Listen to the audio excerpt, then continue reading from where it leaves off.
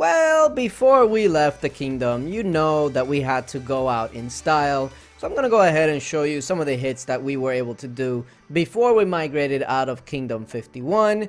And here we have TW, I believe it's like next hype. So it's like a hype that's next level. But apparently he didn't get the memo to shield or to run anti-scout. So yeah, we visited his castle. 482 million might down to 390. Ouch. That's all I'm gonna say. Minus 82 million on the first hit. And this is why I don't like phalanxes as far as defending, because a lot of people don't understand much about phalanx and wedges. But if you ever sit in a phalanx, then you're susceptible to a one troop type rally hit, like infantry phalanx. If you take a full calf hit like this one, look at the damage that did. That pretty much cleared his cavalry. Over a million T4 infantry gone. Over a million T3 infantry gone. And if you ever sit in a phalanx, if you get hit by something like a cavalry against an infantry phalanx or range versus cavalry phalanx, etc., you're going to take a lot more damage than if you sit in a wedge. And the reason being is because of how the squads are set up. Infantry phalanx, the first 4 squads that are going to be targeted are all infantry. Whereas in a wedge, usually it splits up into, let's say, the first 2 are infantry, then the next 2 are ranged or cavalry, etc. It's not all concentrated into one troop type. So this is why a lot of people, when they talk about wedges, they say that wedges are better for defending.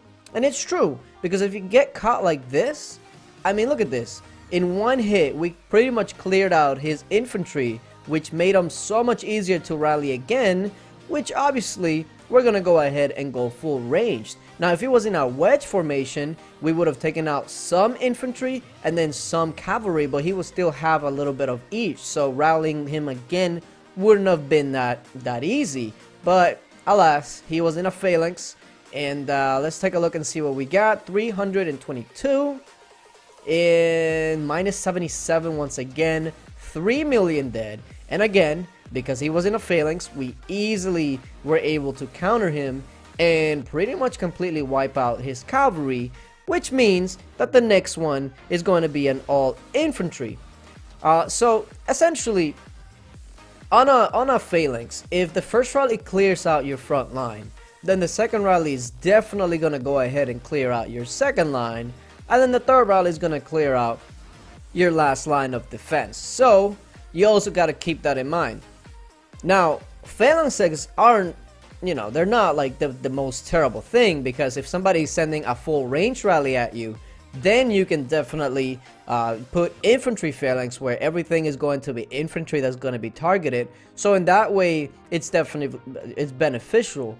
But if you're going to be like offline, etc., a wedge is always going to be much harder to hit than a phalanx. So keep that in mind going forward. But you should always just shield. Like if you're going to be online and you're in a kingdom where you're not safe, you should always shield. And pretty much with migration, you should never feel like you're always safe.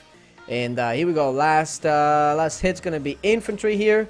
And the reason I sent the amount that I sent, I think I only sent a couple of T3. 1, because I wanted this rally to hit a little bit harder, and 2, because I knew that our damage that we were gonna take it was going to be super minimal. So let me see if I can actually see exactly the ratio that I sent. But I really only sent a couple of T3. Like look, I sent about 4,500 T3 out of 200,000, and if you can tell, not even all of them died. So there you go. Over a million, 1,100,000 heroic cannoneers dead, along with the other kind of trashy stealth snipers and sharpshooters that people tend to have for the last rally. But Siege didn't survive in this hit. Crazy enough, I'm usually the one that has Siege survive at the end. And I don't know why, but maybe I just gotta get my stats up or something along those lines. Here's a rally that I was leading. We got CH Old Man. It's an interesting name, but apparently this is an old man, and we got him offline.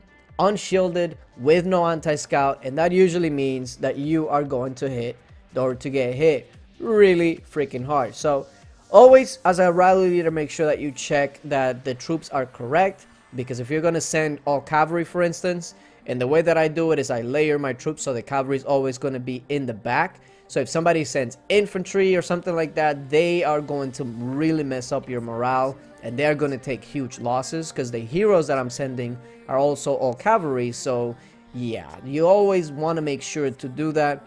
And if you definitely must, always try to hide your gear till the last second, because it gives you a nice little advantage. So there goes the first hit, down to 225.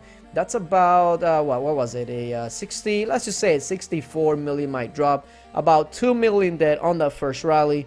Let's take a look here, and we pretty much got all of his infantry, and he only has cavalry and ranged. Once again, he's sitting in infantry phalanx, and like we just spoke about, phalanxes are usually very, very easy to counter. So when I saw that, I knew that the next rally was absolutely going to be a range rally. Now, this is pretty much going to be following the same concept as the first one, except that now this guy does not have the numbers that the last guy has. So the less numbers that you have, the less chance that you actually have of surviving these kind of rallies. And if you can take a look at his wall heroes really ain't bad. Like, he has nice wall heroes, except he really only had the one range, which is Bomb Goblin, but outside of that, it's pretty solid heroes. Can't really say anything about that. Now let's go ahead and take a look at this battle to show you guys why I layer my troops. If you see, the range is already attacking, but they have not hit my cavalry, and that's why I go with the phalanx that puts whatever troop type I'm attacking with all the way in the back, and then I send 4 of each troop that I'm not going to be focusing on. So for instance, in this one, it was a full cavalry hit. I sent 4 infantry troops, 4 ranged troops, and I make sure that I put the phalanx that has the cavalry all the way in the back. And what that does is it makes the ranged in the wall first use their attacks on the infantry, then the ranged, and then by the time they're actually going to be targeting the cavalry, which is where they will actually do some damage, the wall is already down, and I'm already hurting their armies. So a lot of people ask me, well, how come you change phalanx to this phalanx, etc. That's why. That's why I use the phalanx as how I use them, and that's why I send the troops, the little 4 infantry troops or 4 ranged troops or whatever it is that I'm sending. That's why I do it. Now, there's also another side. If you only send range, what you can actually do is that you can manipulate the system to make their units charge out and then have the cavalry come out in front. Because they no longer have infantry, that's exactly what I wanted to do here. So I'm going to go in depth here and show you exactly why. But whenever you're hitting somebody and their wall is still up, for instance, they have nothing to target right away because the range is all the way in the back. And you see that? Only the siege survived. That's super annoying.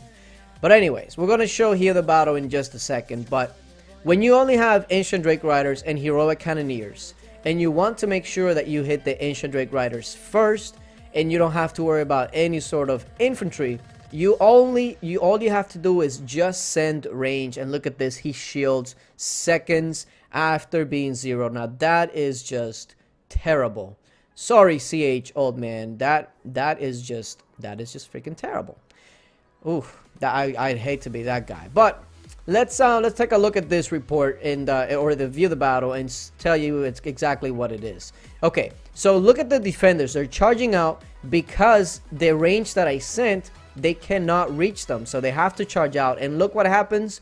The cavalry is way in front of their ranged, and if you notice, their cavalry are taken out before their ranged even engages in the battle. Now, this only happened because I sent only range and they had nobody to target in the wall. If you send a couple of troops like infantry, cavalry, they will not charge out because they actually had something to attack. Coincidentally, if you do the same thing and they have infantry, what's going to happen is whatever formation that they were in won't matter. They're going to charge out and they're going to be in an infantry phalanx putting you at a disadvantage if you're only sending range. So I know that we talked about a lot of information, and it's a lot of information to take in, but hopefully some of you understand the concepts and can actually start using this to your advantage in rallies and going forward. But yeah, appreciate you guys for watching, and until later, bye.